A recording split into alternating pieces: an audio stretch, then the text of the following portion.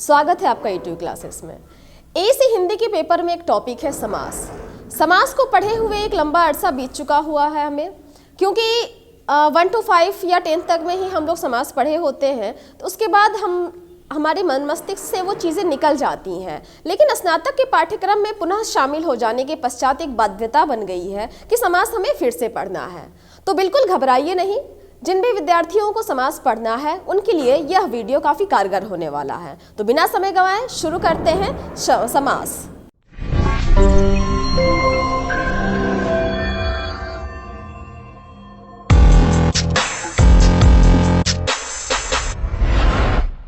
तो यहाँ पर अभी आपको ये जानकारी मिलेगी कि समास की परिभाषा क्या है, कितने प्रकार के समास होते हैं। तो परिभाषा से हम लोग अपनी बातचीत शुरू करते हैं। परिभाषा पे आपको यह स्पष्ट नजर आ रहा है, बिल्कुल एक पंक्ति की परिभाषा है। समास का अर्थ है संक्षेप। समास का अर्थ है संक्षेप, यानी कम से कम शब्दों में अधिक से अधिक अर्थ प्रकट करना समास का मुख्य प्रयोजन है। यानी समास किसे कहते हैं? कम से कम शब्दों में हम अधिक से अधिक बातें जो प्रस्तुत कर सके, तो उस प्रक्रिया का नाम है समास। आगे देखिए, एक विद्वान का नाम आपको नजर आ रहा है, पंडित कामता प्रसाद गुरु। तो ये व्याकरण आचार्य रहे, और जब व्याकरण संबंधी टॉपिक्स हम पढ़ते हैं तो इनमें इनका स्टेटमेंट काफ़ी महत्वपूर्ण होता है। इन्होंने जो मार्गदर्शन दिया है उसका अनुकरण करना काफ़ी जरूरी होता है। तो पंडित कामता प्रसाद गुरु ने जो परिभाषा दी उसके अनुसार आप देखिए, 2 या अधिक शब्दों, मैं पहले भी बता चुकी हूँ कि शब्द और पद इसी एक ही चीज़ को कहते हैं। यहाँ पर मुख्य एक शब्द है, मुख्य एक पद भी है, इसे ध्यान रखिएगा, इसीलिए यहाँ ब्रैकेट में पद लिखा हुआ है। तो 2 या अधिक शब्दों का परस्पर संबंध, अब देखिए यहाँ पर परस्पर संबंध बताने वाले शब्दों अथवा प्रत्ययों का लोप होने पर, लोप का मतलब छिप जाना, ठीक है, लोप का मतलब है छिप जाना। तो 2 या अधिक शब्दों का परस्पर संबंध बताने वाले शब्दों अथवा प्रत्ययों का लोप होने पर उन 2 या अधिक शब्दों से जो एक स्वतंत्र वाक्य बनकर निकल के आता है, एक स्वतंत्र वाक्य बनता है, उस शब्द को समासिक शब्द कहते हैं। और उन 2 या अधिक शब्दों का जो संयोग होता है वह समास कहलाता है। तो बिल्कुल आसान सी परिभाषा है। पंडित कामता प्रसाद गुरु कह रहे हैं कि जब 2 या 2 से अधिक शब्द आपस में संबंध बनाते हैं, और 2 या 2 से अधिक शब्दों का परस्पर संबंध बताने वाले शब्द हैं या प्रत्यय हैं, जब वो उनका लोप हो जाता है, जब वो छिप जाते हैं ना, तब उन 2 या 2 से अधिक शब्दों से जो एक स्वतंत्र शब्द बनता है, बीच वाले संबंध बताने वाले शब्द या प्रत्यय जो भी एक टर्म है, वो जब छिप जाते हैं, उनके छिपने के बाद जब एक स्वतंत्र शब्द उभर कर सामने आता है उसे समासिक शब्द कहते हैं। और उन 2 या 2 से अधिक शब्दों का जब संयोग होता है तो वो समास के रूप में उभरता है। अब यहाँ पर आपको मैं एक बार याद दिला देती हूँ कि प्रत्यय किसे कहते हैं। तो आप देखिए, स्क्रीन पे नजर आ रहा है, शब्दों के बाद, किसी भी शब्द के बाद जो अक्षर या अक्षर समूह लगाया जाता है ना, उसे प्रत्यय कहते हैं। उदाहरण में आपको नजर आ रहा है कि भला में आई प्रत्यय लगा है तो भलाई शब्द बना। यानी किसी भी शब्द के पीछे जब कोई शब्द, कोई वर्ण जुड़ जाता है और वो एक नए शब्द को जन्म देता है या उसमें थोड़ा सा बदलाव कर देता है, वो प्रत्यय कहलाता है। तो अब मुझे लगता है कि परिभाषा आपको बहुत आसानी से, सहजता से अधिगम हो रहा होगा, समझ में आ रहा होगा कि 2 या 2 से अधिक शब्द का परस्पर संबंध बतलाने वाले शब्द जब लोप हो जाते हैं, जब छिप जाते हैं, तब 2 या 2 से अधिक शब्द जब एक स्वतंत्र रूप में उभरते हैं वो समासिक कहलाते हैं। और उन 2 या 2 से अधिक शब्दों का जब संयोग होता है तो वो समास कहलाता है। यह इसकी छोटी सी और सबसे आसान परिभाषा है। आगे बढ़ते हैं। अब इस परिभाषा को हम बिंदुवार ढंग से समझेंगे। जब आप एक लॉन्ग प्रश्न के उत्तर को, एक दीर्घ प्रश्न के लिए अपना उत्तर तैयार कर रहे हैं, तो परिभाषा को एक्सप्लेन करना भी अनिवार्य होता है। तो अर्थात में आपको ये 4 बिंदु नजर आ रहे हैं। इसी कामता प्रसाद गुरु की परिभाषा को यहाँ पर बिंदुवार ढंग से उल्लेखित किया गया है। पहला बिंदु क्या है कि समास में कम से कम 2 पदों का योग होता है। समास में कम से कम दो शब्द आपस में जुड़ रहे होते हैं, वे दो या दो से अधिक पद मिलकर एक पद हो जाते हैं। यानी समास क्या है? एक पदी भावः समासः, यानी समास एक पद हो जाते हैं, दो लोग मिलकर दो शब्द मिलकर एक शब्द बन जाता है, एक पदी भावः समासः। तीसरा बिंदु है समास में समस्त होने वाले पदों का विभक्ति प्रत्यय लुप्त हो जाता है। यानी इसका जो बीच में प्रत्यय है ना, जब जुड़ रहे हैं निश्चित रूप से दो शब्द, तो एक प्रत्यय का लोप हो जाता है। ये अभी हमने पढ़ा परिभाषा से। समस्त पदों के बीच संधि की स्थिति होने पर संधि अवश्य होती है और यह नियम संस्कृत तत्सम में अत्यावश्यक है। अब आप देखिएगा, जब ये पहला बिंदु आप पढ़ रहे हैं कम से कम दो पदों का योग होता है और यहाँ पर दो से अधिक पद मिलकर एक पद हो जाते हैं, तो ये भाव हमें संधि की ओर भी इशारा कर रहे होते हैं। संधि में भी दो वर्ण मिलकर एक हो जाते हैं, लेकिन यहाँ पर संधि और समास में अंतर है, वो मैं आगे बताऊंगी। तो मुख्यतः ये चार बिंदु निकल के आ रही है परिभाषा से। परिभाषा में जो बातें थी वो स्पष्ट हो रही है चार बिंदुओं के माध्यम से कि समास में कम से कम दो पदों का योग होता है और वो दोनों पद मिलकर एक पद हो जाते हैं, और समास में जब समस्त पद एक साथ प्रयुक्त होते हैं तो उनके पीछे जो भी प्रत्यय या विभक्ति है ना, उसका लोप हो जाता है। अभी हमने परिभाषा में पढ़ा। अब आगे बढ़ते हैं। संधि और समास में क्या अंतर है, इस बात को आप समझ जाइए। पहला बिंदु, समास में दो पदों का योग होता है किंतु संधि में दो वर्णों का योग होता है। इस बात को ध्यान दीजिएगा। समास में दो शब्द एक हो रहे होते हैं और संधि में दो वर्ण एक हो रहे होते हैं। ठीक है, अब संधि वाला वीडियो आपने नहीं देखा है अगर, तो आप फिर चैनल की लिस्ट में जाकर देख सकते हैं संधि का वीडियो, वहां पे बहुत ही अच्छे तरीके से बताया गया है। वहां से आपको ये वर्ण और पद की जानकारी मिल जाएगी। तो यहाँ से हम समास पर वापस आते हैं और समास में ध्यान रखिए दो शब्द मिल रहे होते हैं। ठीक है, समास में पदों के प्रत्यय समाप्त कर दिए जाते हैं, यानी किसी भी जब दो शब्द आपस में जुड़ रहे हैं तो पीछे का प्रत्यय जो है वो अलग हट जाता है। संधि के लिए दो वर्णों का मेल और विकार की गुंजाइश रहती है, जबकि समास को इस मेल या विकार से कोई मतलब नहीं होता है। जैसे मैं आपको बताई थी, अगर आपने देखा है संधि वाला वीडियो, तो उसमें अगर आ और ई एक साथ है तो फिर एक नई मात्रा का निर्माण होगा। यदि अ प्लस अ है तो आ बन जाएगा। ये संधि में संभव है, लेकिन समास में इस चीज से कोई मतलब नहीं होता है। यानी एक तो प्रत्यय समाप्त हो जाता है और ऊपर से जो वर्णों में जो मेल या विकार उत्पन्न हो रहा है वो समास में नहीं होता है। तीसरा बिंदु देखिए, तो संधि को तोड़ने को विच्छेद कहते हैं। एकदम स्पष्ट रखिएगा, संधि जब टूटता है तो उस प्रक्रिया को विच्छेद कहते हैं और समास जब टूटता है तो उसे विग्रह कहते हैं। एकदम स्पष्ट तरीके से, एकदम ध्यानपूर्वक आप इसे समझ लीजिए कि संधि का विच्छेद होता है, समास का विग्रह होता है। जैसे पीतांबर में दो पद है, पीत और अंबर। अब यहाँ ध्यान दीजिए, जब कहा गया कि समास में दो पदों का योग होता है तो समास में पीत और अंबर ये दो पद है।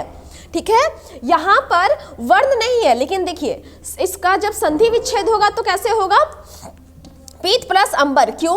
क्योंकि पीत में त वर्ण है, त में अ की मात्रा छुपी है और अंबर में आ है। ठीक है, तो अ प्लस अ इक्वल टू आ बन जाता है। तो संधि क्या होता है?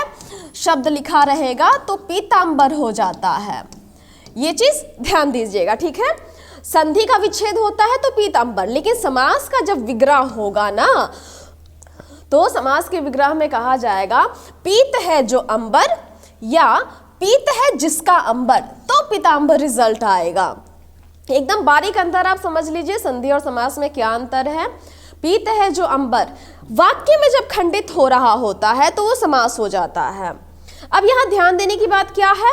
हिंदी में संधि केवल तत्सम पदों में ही होते हैं। तत्सम संस्कृत के वे शब्द हैं जो हिंदी में ज्यों के त्यों प्रयुक्त किए जाते हैं, जबकि समास संस्कृत, तत्सम, हिंदी, उर्दू हर प्रकार के पदों में प्रयुक्त होता है।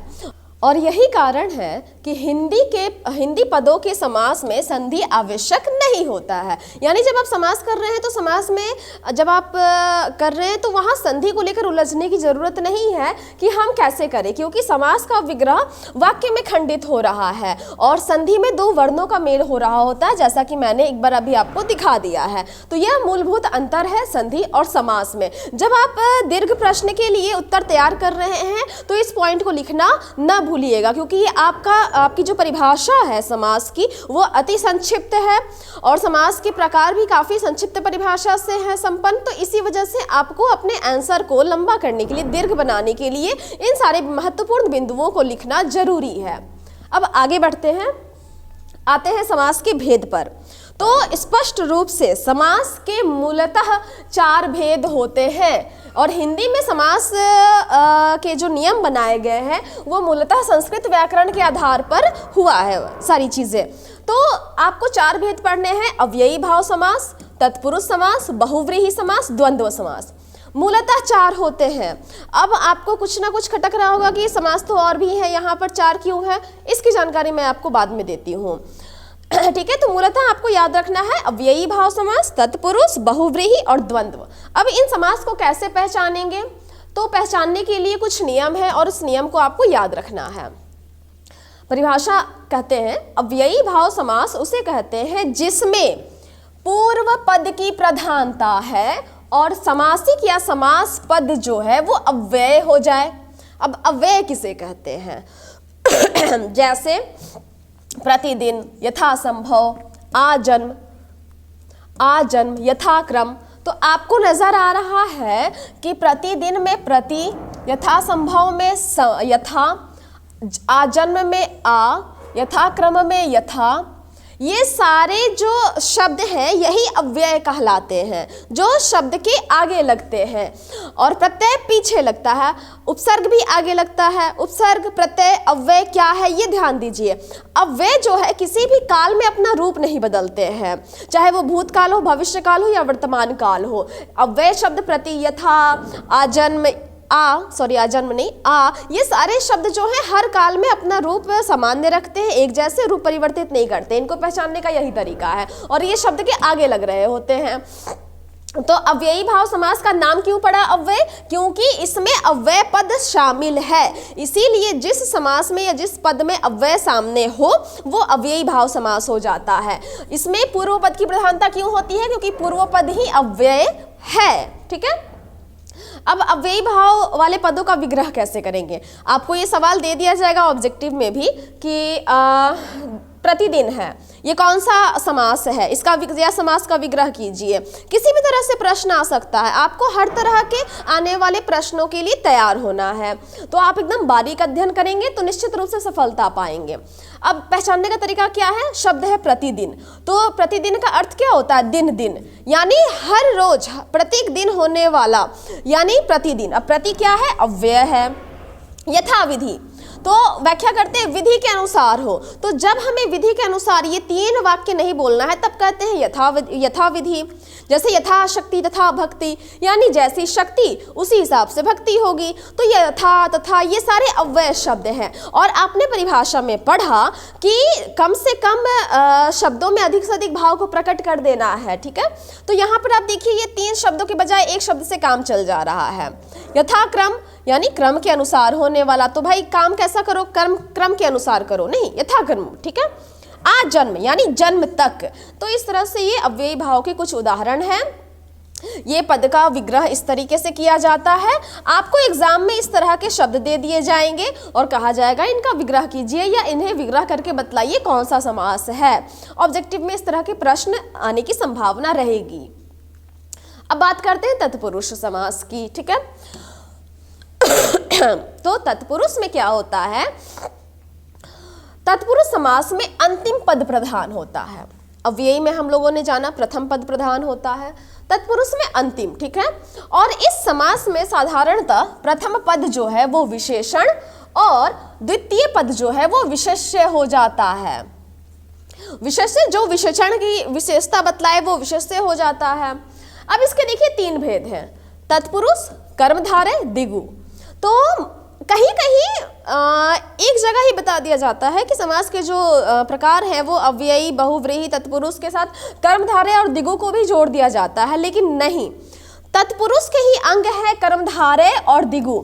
आप ये ध्यान दीजिएगा, इनका अलग से कोई रूप नहीं है, ये तत्पुरुष से समास के ही अंग हैं। ठीक है, तो तत्पुरुष समास की परिभाषा आपने जान ली कि इसमें अंतिम पद प्रधान होता है, इसका द्वितीय पद विशेष से होगा और प्रथम पद विशेषण होगा। अब प्रकार की बात करें। ठीक है, तो पहला तत्पुरुष आपको यहाँ नजर आ रहा है, तत्पुरुष के ही प्रकार तत्पुरुष, वो इसलिए क्योंकि तत्पुरुष का जो प्रकार विभाजित हुआ वो सबसे पहले कारक विभक्ति के आधार पर हुआ। ठीक है, कारक की विभक्तियों के अनुसार भी तत्पुरुष समास निश्चित होता है, यह नियम है।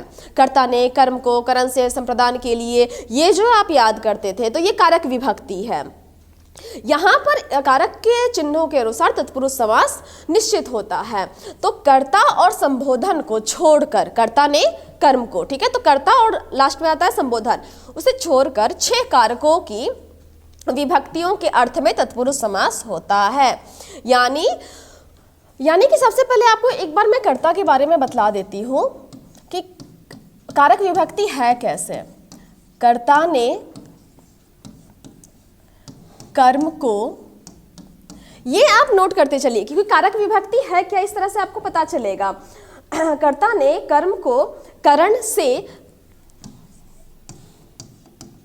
ठीक है, ये सारे कारक के नाम हैं और ये चिन्ह है विभक्तियों के, जो कि हम लोग वाक्य प्रयोग करते हैं तब इनका इस्तेमाल किया जाता है। तो सबसे अच्छा रिदम है ये, कर्ता ने कर्म को करण से संप्रदान को के लिए, संप्रदान को के लिए। वाक्य में या तो को शब्द का प्रयोग होगा या तो के लिए का होता है। यहाँ पर इस चीज को ध्यान देने की जरूरत है कि कभी कभी एक ही कारक में 2 विभक्तियां प्रयोग की जाती हैं। उसके बाद आता है अपादान से, कर्ता ने कर्म को करण से संप्रदान के लिए, अपादान से 1 नंबर, ये 2 नंबर, ये 3 नंबर, ये 4 नंबर और ये 5 नंबर। ठीक है, तो यहाँ पर कर्ता से लेकर संबोधन तक आपको आना है। तो बीच में अब संबंध, अधिकरण और संबोधन का बात होता है। तो अब 6ठे नंबर पर आएगा संबंध।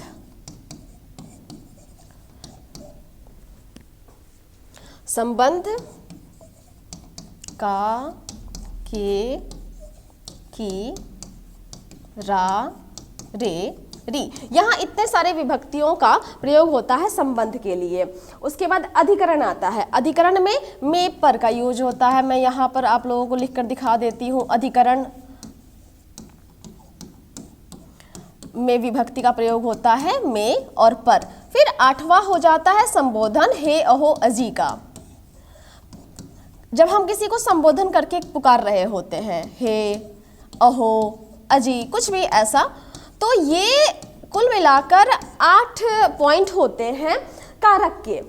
कर्ता, कर्म, करण, संप्रदाय, अपादान, संबंध, अधिकरण और संबोधन। तो यहाँ आपको ये ध्यान रखना है कि नियम के अनुसार कर्ता और संबोधन को छोड़कर, तो कर्ता और यहाँ 8वें नंबर संबोधन को छोड़कर पूरे 6 कारकों में जो है वो विभक्तियों का प्रयोग होता है तत्पुरुष समास के लिए। यानी कर्म को करण से, तो अब हो जाएगा कर्म तत्पुरुष, करण तत्पुरुष, संप्रदान तत्पुरुष, अपादान, संबंध और अधिकरण तत्पुरुष। अब इसका आप विश्लेषण देखिए। कर्म तत्पुरुष आ गया, तो कर्म में क्या होता है, यहाँ पर कर्म को, कर्ता ने कर्म को। अब यहाँ पर आप देखिए कि ये शब्द है स्वर्ग प्राप्त, यानी स्वर्ग को प्राप्त। जब हम समास का विग्रह करेंगे ना, तो ये विभक्ति यहाँ पर उपस्थित हो जाएगी।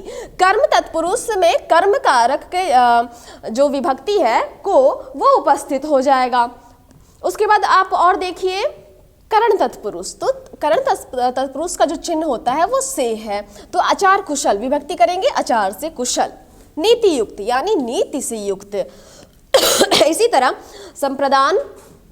संप्रदान तत्पुरुष, इसके लिए है के लिए, इसका चिन्ह है विभक्ति का। तो देशभक्ति यानी देश के लिए भक्ति। फिर विद्यालय, विद्या के लिए आलय, इसी तरह से अपादान तत्पुरुष यानी जन्मांध यानी जन्म से अंध है, धर्मभ्रष्ट धर्म से भ्रष्ट है, संबंध तत्पुरुष संबंध बतला रहा है, विद्या अभ्यास, ठीक है, तो विद्या का अभ्यास, सेनापति सेना का पति। अधिकरण में भी आप देखिए स्नेह मग्न यानी स्नेह में मग्न है, गृह प्रवेश गृह में प्रवेश। तो इस तरह से 6 कारकों के आधार पर तत्पुरुष समास के प्रकार उपस्थित हो जाते हैं। इसके अलावा जो बच गए वो हैं कर्मधारय और दिगु। तो अब हम जानेंगे कर्मधारय।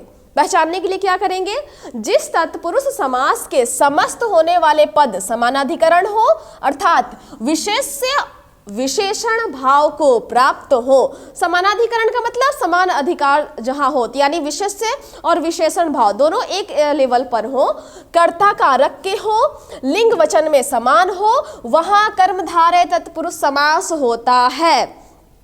आपको हर उस शब्द की जानकारी और उसके अर्थ और उसका प्रयोग करने का आधार यह स्पष्ट होना चाहिए। लिंग वचन में समान हो, कर्ता कारक है या नहीं, विशेषण और विशेष भाव को प्राप्त है नहीं, कर्मधारय तत्पुरुष समास की यह पहचान है।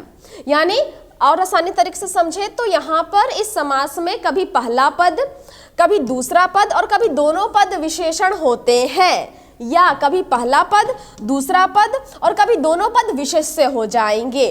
कर्मधारय को पहचानने का यही तरीका है। अब जैसे आप देखिए कि नीली गाय, ठीक है, तो शब्द है नील गाय। नील गाय में पहला पद जो है नील वो विशेषण है, ठीक है। नील गाय शब्द का यदि विग्रह करेंगे तो नीली गाय आएगी। अब नीली क्या है, गाय कैसी है, यानी संज्ञा की विशेषता बतलाने वाले को विशेषण कहते हैं। तो यहाँ पर गाय की विशेषता बतलाई जा रही है कि ये नील ही है, तो नील यहाँ पर विशेषण हो गया। लाल पीला, अब देखिए लाल पीला में दोनों पद क्या है, विशेषण है। उदाहरण में आप ये 2 उदाहरण देके काम चला सकते हैं लिखने के लिए। लाल भी अपनी अलग पहचान बताता है, पीला भी अपनी अलग पहचान बताता है, ये दोनों पद विशेषण हो गए, तो ये कर्मधारय तत्पुरुष समास है। आगे आप देखिए दिगु, जिस कर्मधारय का पूर्व पद संख्या बोधक हो वह दिगु कर्मधारय समास कहलाता है। जैसे दोपहर यानी दूसरा प्रहर, तो ये पहला पद क्या है, संख्या बतला रहा है कि कितना पहर हो रहा है, दूसरा पहर। सतसई यानी 700 का समाहार, बिहारी ने अपनी 700 दोहों की रचना की, उनकी रचना कहलाती है बिहारी सतसई, यानी 700 दोहों का संकलन है, समाहार है। चौराहा यानी 4 राहों का समाहार, इस तरह से इसका विग्रह होता है। तो कर्मधारय और दिगु में आपको दिगु समझना बहुत आसान है क्योंकि उसमें संख्या बोधक रहता है, संख्या निश्चित रूप से रहेगी और उदाहरण में आपको नजर आ रहा है। तो अब हम आते हैं तत्पुरुष समास के सभी प्रकारों में जो विशेषता पाई जाती है उसका जिक्र कर लेते हैं। पहला कि ये जो समास है 2 पदों के बीच में होगा। दूसरा बिंदु है इसके समस्त पद का लिंग उत्तर पद के अनुसार होता है। उत्तर मतलब यानी बाद के शब्द, बाद के पद पर आधारित होता है। इस समास में उत्तर पद का ही अर्थ प्रधान होता है, यानी बाद वाले अर्थ ही जो है वो लिए जाते हैं। ये तत्पुरुष में जितने भी प्रकार आपने देखा 6 कारक विभक्तियों के आधार पर कर्मधारय और दिगु, इन पूरे प्रकारों में ये एक सामान्य विशेषता पाई जाती है। अब बात करते हैं बहुव्रीहि समास की। तो बहुव्रीहि की पहचान कैसे हो, तो समास में आए पदों को छोड़कर जब किसी अन्य पदार्थ की प्रधानता हो ना तो उसे बहुव्रीहि कहते हैं। यानी समास में जो पद आ रहे हैं उसे आप छोड़ दीजिए, इसके अलावा कुछ नजर आ रहा है जो कि छिपा हुआ है, उसके आधार पर बहुव्रीहि की पहचान होती है। तो सबसे पहले तो आप ये समझ लीजिए कि तत्पुरुष और बहुव्रीहि में अंतर क्या है। तत्पुरुष में प्रथम पद द्वितीय पद का विशेषण हो जाता है, पहला पद दूसरे पद का विशेषण होगा, जबकि बहुव्रीहि में प्रथम और द्वितीय दोनों पद मिलकर अपने से अलग किसी तीसरे विशेषण का बोध कराते हैं। यही मूलभूत अंतर है। जैसे अभी आपने परिभाषा में पढ़ा ना कि समास में जो शब्द आपको दिख रहे हैं वो सीधे सीधे अर्थ ना लेकर आप कुछ छिपा हुआ अर्थ या भाव लेंगे। ये उदाहरण से आपको स्पष्ट हो जाएगा। जैसे देखिए पीत अंबर, पीतांबर यानी पीला कपड़ा, ये क्या है, कर्मधारय तत्पुरुष है, ठीक है। और जब हम विश्लेषण करेंगे पीत है अंबर जिसका, पीत है अंबर जिसका पीतांबर यानी विष्णु, तो ये बहुव्रीहि हो गया। यानी यहाँ पर पीतांबर विग्रह करेंगे पीत है अंबर जिसका, तो इसमें जो दोनों शब्द दिख रहे हैं ना, पीत अंबर, पीला, अंबर मतलब होता है कपड़ा, ये आप ध्यान दीजिएगा, ठीक है। पीत मतलब होता है पीला। तो कर्मधारय में क्या है कि जो जैसा है उसको वैसे पकड़ ले रहे हैं लेकिन यहाँ पर क्या है, पीतांबर का एक तीसरा छिपा हुआ अर्थ लिया जा रहा है। चूंकि भगवान विष्णु का जो वस्त्र है, जो परिधान है, वो पीला ही हमेशा दिखाया गया और हम लोग अब मान चुके हैं, ये रूढ़ हो चुका है, इसलिए यहाँ पर एक तीसरा अर्थ निकल के आ रहा है विष्णु। ये बहुव्रीहि समास है। काफी आसान तरीका है ये अंतर समझने का। अब आगे बढ़ते हैं, बहुव्रीहि समास की विशेषताएं क्या क्या है। दो या दो से अधिक पदों का समास होता है ये। इसका विग्रह शब्दात्मक या पदात्मक न होकर वाक्यात्मक होता है, यानी शब्द में नहीं होगा। जैसे कर्मधारय में शब्द अलग अलग बट रहे थे, यहाँ पर वाक्य बन रहे हैं और वाक्य के आधार पर आपको छिपे हुए भाव का पता लगाना है कि शब्द में कौन सा भाव निकल के आ रहा है। इसमें अधिकतर पूर्व पद कर्ता कारक होता है या विशेषण, ठीक है। चौथा, इस समास से बने पद विशेषण होते हैं, अतः उनका लिंग जो है वो विशेषण के अनुसार होगा। इसमें अन्य पदार्थ की प्रधानता होती है, यानी अर्थ निकल रहा है पीतांबर अर्थात विष्णु, ठीक है। तो यहाँ एक अन्य पदार्थ जो है वो प्रधान हो जाता है। अब आते हैं द्वंद्व समास में। इसमें सभी पद प्रधान होते हैं और इसके तीन भेद है। तीन भेद के आधार पर आप इसके उदाहरण समझ सकेंगे। पहला है इतरेतर द्वंद्व। इतरेतर यानी इतर इतर यानी अलग अलग, ठीक है। वह द्वंद्व जिसमें और से सभी पद जुड़े हुए हो और पृथक अस्तित्व रखते हो, इतरेतर द्वंद्व कहलाता है। यानी इस पद में बीच में और शब्द लगा हुआ रहेगा, ये निश्चित रूप से लगा रहेगा। उदाहरण देखिए, राम और कृष्ण, ठीक है। तो ये राम और कृष्ण क्या है, ऐसे हम लोग डॉट दे के लिखते हैं, डैश दे देते हैं। डैश देने का अर्थ है कि बीच में राम और कृष्ण का प्रयोग हो रहा है, जब और हट रहा है तो डैश लग जा रहा है। तो पहचानने का तरीका है कि जहां पर भी ये डैश है आप इसको तोड़ेंगे तो निश्चित रूप से उस गैप को फिल करने के लिए और शब्द का प्रयोग होगा ही। तो यहाँ पर ये दोनों पद क्या है, अपना अलग अलग अस्तित्व रख रहे हैं ना, पृथक अस्तित्व। राम एक अलग अस्तित्व है, कृष्ण एक अलग अस्तित्व है, दोनों को जब मिला दिया गया तो राम कृष्ण यानी राम और कृष्ण, ये इतरेतर द्वंद्व हुआ। अब आते हैं दूसरे नंबर बिंदु पे, समाहार द्वंद्व। समाहार का मतलब क्या होता है, समूह, समष्टि, एक माला में पिरो देना या एक जगह एक पंक्ति में रखना, एक समूह बनाना समाहार कहलाता है। जब द्वंद्व समास के दोनों पद समुच्चय बोधक से जुड़े हो समुच्चय बोधक से जुड़े होने पर भी पृथक पृथक अस्तित्व न रखें बल्कि समूह का बोध कराए, तब वह समाहार द्वंद्व कहलाता है। समाहार द्वंद्व में क्या है कि जो पद रहेंगे, जो शब्द रहेंगे, वो अलग अलग अर्थ नहीं देंगे, एक साथ मिलकर देंगे। यानी दाल रोटी, एक पद आया तो विग्रह करते हैं दाल और रोटी, यानी ये एक साथ ही रहेंगे, ये अपना अलग अलग अस्तित्व नहीं रखते हैं। फिर आता है वैकल्पिक द्वंद्व। तो जिस द्वंद्व समास में दो पदों के बीच या अथवा आदि विकल्प सूचक अव्यय छिपे हो उसे वैकल्पिक द्वंद्व कहते हैं। हमारे पास विकल्प है, या तो हम आ का प्रयोग करें या तो अथवा का प्रयोग करें। इस समास में बहुधा विपरीतार्थक शब्द का योग रहता है, जैसे पाप पुण्य भला बुरा। विपरीतार्थक मतलब विलोम शब्द। अब देखिए, पाप के साथ पुण्य एकदम एक दूसरे के विलोम में है, भला बुरा। तो यहाँ पे क्या है, भला या बुरा, भला पाप या पुण्य। तो निश्चित रूप से यहाँ पर जब या अथवा या फिर और का प्रयोग हो या फिर समूह में बतलाए एक दूसरे को, तो ये तीनों उदाहरण जो हैं ये हैं द्वंद्व समास के।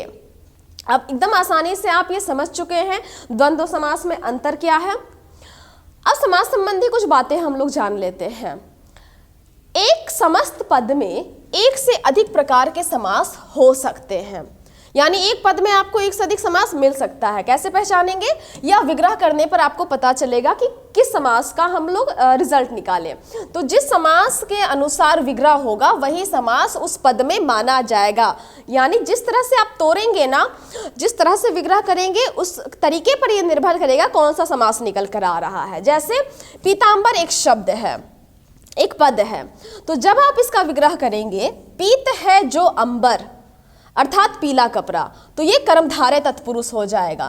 पीत है जो अंबर, अंबर मतलब कपड़ा होता है, ठीक है। अब अगर विग्रह करेंगे आप, पीत है अंबर जिसका, या पीत है जिसका अंबर, जिसका आ गया, यानी तीसरा जाएगा अर्थ निकल के, ये बहुव्रीहि समास हो जाएगा विष्णु। किसका पीला कपड़ा है, विष्णु का है, ठीक है। तो ये आपके तरीके पर निर्भर करेगा कि इसमें कौन सा समास है। ये भी आपको अपने आंसर में लिखना होगा। अब एक शब्द लेते हैं निडर, ठीक है। तो जब आप विग्रह करेंगे ना बिना डर का, तो बिना में क्या आ रहा है, नी में ये अव्यय है ना, तो जब आप बिना डर का लिखेंगे तो ये अव्ययी भाव समास हो जाएगा। और जब आप विग्रह करेंगे नहीं है डर जिसे, हम लोग इसे भी कहते हैं निडर, इसको कोई डर नहीं है, इसको किसी से नहीं डरता है, यानी नहीं है डर जिसे, वो बहुव्रीहि हो जाएगा। तो इस तरह से हमें ये ध्यान देना है कि जब आप विग्रह करने के तरीके समझ लेंगे तो आपको समास का निर्धारण करना आसान हो जाएगा। अब देखिए दूसरा बिंदु कि समास का विग्रह करते हुए ये ध्यान रखना चाहिए कि यथासंभव समास में आए पदों के अनुसार ही विग्रह हो, यानी समास में जिस तरह के पद आए हैं, जिस तरह के शब्द हैं, आप उसी तरह से विग्रह करें, आप अपने मन से हेरफेर नहीं कर सकते हैं। जैसे पीतांबर का विग्रह है पीत है जो अंबर, अथवा पीत है अंबर जिसका, ऐसे ही करना है, ना कि आप ऐसा लिखें कि पीला है जो कपड़ा अथवा पीला है कपड़ा जिसका। आप यहाँ पे इसके भाव को बदल नहीं सकते हैं, शब्द का प्रयोग अलग तरीके से नहीं कर सकते हैं। इसी पीत और अंबर शब्द को लेकर ही आपको विग्रह करना है। उसके बाद तीसरा बिंदु देखेंगे कि अव्ययी भाव समास में दो ही पद होते हैं और बहुव्रीहि में साधारणतः दो पद रहते हैं, ठीक है। बहुव्रीहि समास में आपको दो पद मिल जाएंगे और बहुव्रीहि में कभी कभार ही आपको दो पद मिलेंगे। इस तरह से अंतर आपको समझने के लिए ये निम्न बिंदुओं को दर्शाया जा रहा है। तो कुल मिला के ये अंतर रह गया जो कि आप समास में एक एक पद में अलग अलग समास को खोज सकते हैं। पूरी जानकारी ये हो गई आपको समास को लेकर। अब आपको क्या करना है, अभ्यास। अभ्यास के जरिए ही आप उन सारे नियमों को याद कर सकते हैं, अभ्यास के जरिए ही आप उन सारी परिभाषाओं को याद कर सकते हैं। क्योंकि जब एक दीर्घ प्रश्न के उत्तर को तैयार करना होगा तो परिभाषा, प्रकार, प्रकारों की पहचान करने की कला, ये सब कुछ आप एक अपने लॉन्ग आंसर में लिखेंगे। लेकिन अगर ऑब्जेक्टिव में आ गया कि आप इसको कीजिए पहचान, या ये कौन सा समास है इसको विग्रह कीजिए, निम्नलिखित शब्द दिए रहेंगे, तो ये भी आप तभी कर पाएंगे जब आप पूरी जानकारी प्राप्त कर सके समास को लेकर। तो यह वीडियो यहीं पर समाप्त होता है और मुझे उम्मीद है कि आप बहुत ही अच्छे तरीके से अपने समास को और अपने पूरे सिलेबस के टॉपिक को कवर कर रहे होंगे। जुड़े रहिए हमारे साथ, मिलते हैं अगली वीडियो में, तब तक के लिए धन्यवाद।